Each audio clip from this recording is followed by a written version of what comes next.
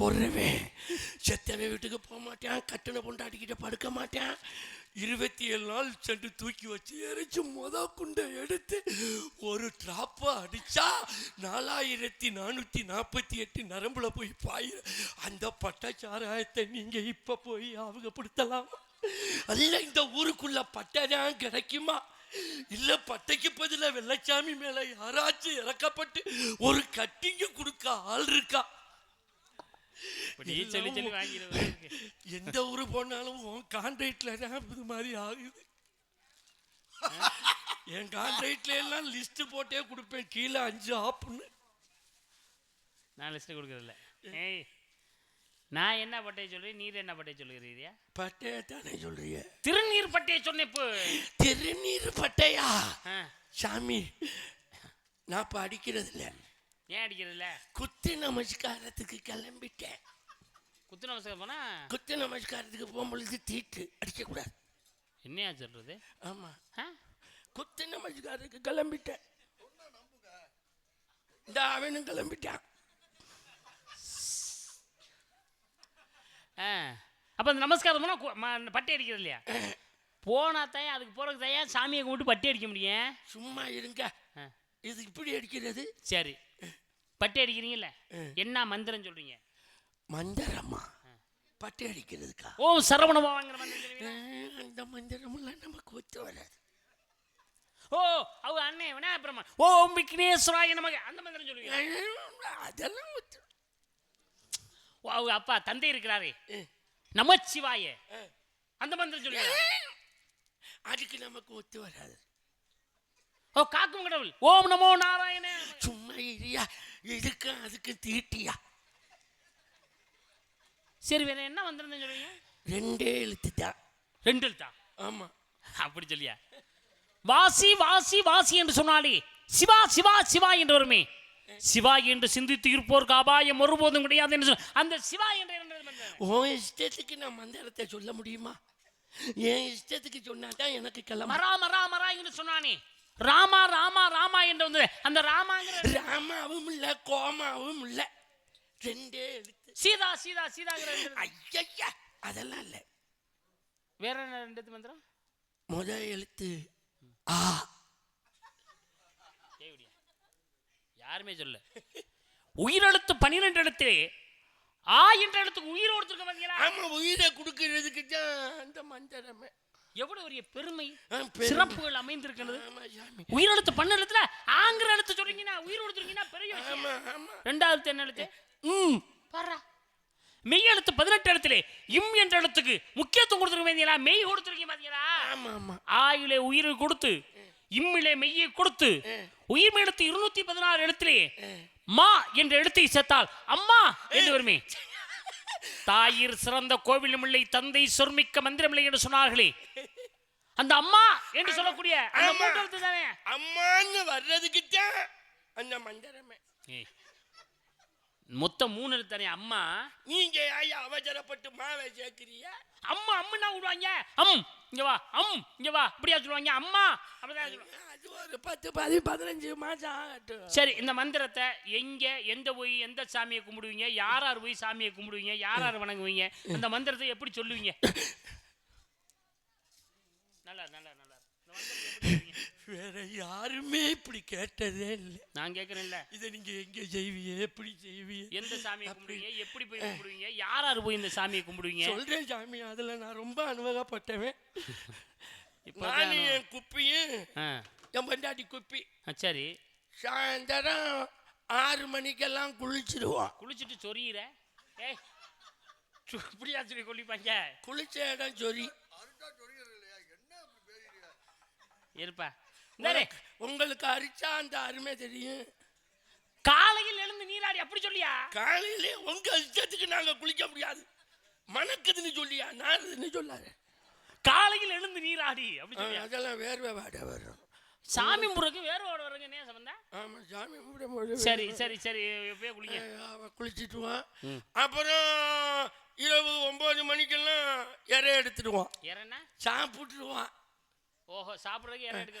அப்புறம் 9:30க்கெல்லாம் பிள்ளைகளை தூங்க போட்டுருவோம். எதுக்கு? குத்து நமஸ்காரம் பண்ண. என்ன பேசுற நீ? சாமி கும்பிட போயில பிள்ளைகளெல்லாம் கூட்டி கொண்டு போய் இப்படிதான் சாமி கும்பிடணும் அப்படின்னு வரக்கூடிய சந்ததியில் சொல்லி கொடுக்குறது இல்லையா? எந்த சாமியை எந்த மந்திரம் சொல்லி கும்பிடணும், எப்படி கும்பிடணும், பாரம்பரியம் என்ன, பரம்பரை எப்படி, இனி வரக்கூடிய சந்ததியில் நீங்கள் இப்படி தான் சொல்லி கொடுக்கணும் அப்படின்னு சொல்லி அதை பிள்ளைகளை கூட்டி கொண்டு எப்படி கும்பிடுறதுன்னு காட்டுவியா? அதை விட்டுட்டு பிள்ளைகளை தூங்க போட்டு கும்பிடுறோங்கிற நீ உன் பேச்சை கேட்டால் என் குடும்பம் உருப்பிடும். அதான் ஒரு டச்சு செல்லு வாங்கி கொடுத்தா செவுத்து வரத்தில் பார்த்துக்கிட்டு எல்லாம் சச்சு படம் பார்க்குது. நீங்கள் இதை போய் சொல்லி கொடுத்துக்கிட்டு எப்படியோ கும்பிடுங்க. அப்புறம் பிள்ளையெல்லாம் தூங்க போட்டுருவோம். 10 மணிக்கு மேலே இந்த நமஸ்காரம் பண்ணுறதுக்கு தனியாக நாங்கள் குடிசை வச்சுருக்கோம். ஆமாம், வீடு கட்டினோம்னா பூஜை அறை வைக்க பாயலாம். ஆமாம், அங்கே என் பொண்டாட்டி தான் முதல்ல போய் மல்லாக்கப்படுத்துக்குவா உள்ள. கிறுக்குத்தனமா பேசிட்டு இருக்க என்ன என்னையா அது? கோவில போய் சாமி கும்பிட பெரிய விஷயமா? கற்பகிரகத்தில் சிற்பத்தை வணங்குவது பெரிய விஷயமா? தெய்வத்தை வணங்கணும், கோவிலை வனவரம் வேணும்.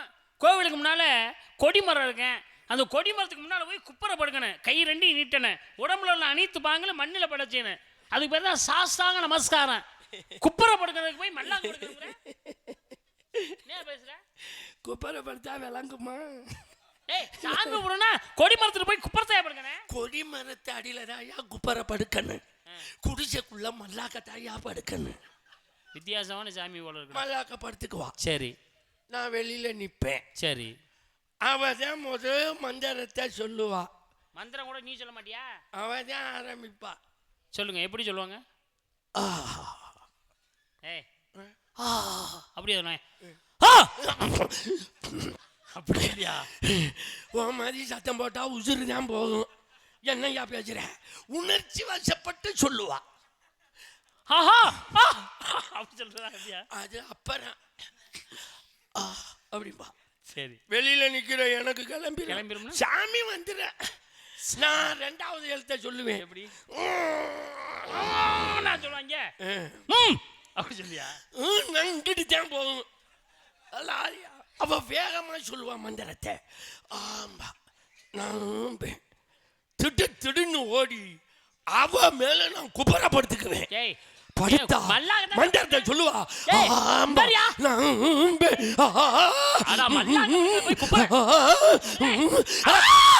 முடிஞ்சிச்சு குத்து நமஸ்காரம். அட நாராயணா நாராயணா. நாராயணனுமா அப்படி பண்ணுவாரு? என்ன யாருன்னு தெரியுமாயா? தெரியுது சாமி, அதான் யாருன்னு. என்ன யாருன்னு தெரியாது? தெரியுது. அப்புறம் என்ன யாருன்னு தெரிஞ்சுட்டே கேட்கலாம். கொண்டை தெரியுது, கொட்டை தெரியுது, முகம் தெரியுது. ஓஹோ, விலாசங்களை தெரிந்து கொள்ள என்ற ஆசை என்னமாவா? அதானே சோஸ்திர பிரியா சூர்யா, அபிஷேக பிரியா சிவா, அலங்கார பிரியா விஷ்ணு, கனிப்பிரியா கந்தா என்பது போல் கழகப்பிரியர் நாரதர். நாரதர் நானே தான். தாங்கள் நானே தான். நல்லா கோச்சிக்காது. பரவாயில்ல. நான் இந்த குத்து நமஸ்காரத்தை உங்கள்கிட்ட சொல்லிட்டேன். பரவாயில்ல. நீங்க மேலகத்தில் போய் அதை ஆரம்பிச்சிடாதீங்க. சொன்ன யாபகப்படுத்தினேன் சாமி. வேற ஒன்றும் இல்லை சாமி. நாரதன். ஆமா, என்ன வேலையா? சும்மா கலகம் பண்ணலான்னு கூட்டா வந்திருக்கேன். என்னையா? ஏன் இந்த ஊர்ல ஒழுங்கா உட்காந்து நாடகம் பார்க்கறது பிடிக்கலையா? அதெல்லாம் பிரச்சனை வராது. கலகத்தை ஏற்படுத்தி சண்டையை அடிச்சுக்கிட்டு நாடகத்தை கெடுக்க ஏற்பாடா? அப்படியெல்லாம் கிடையாது. நான் கலகனா சண்டை ஓடுறதுன்னு சொல்றதுக்கா? அப்படி இல்லையா?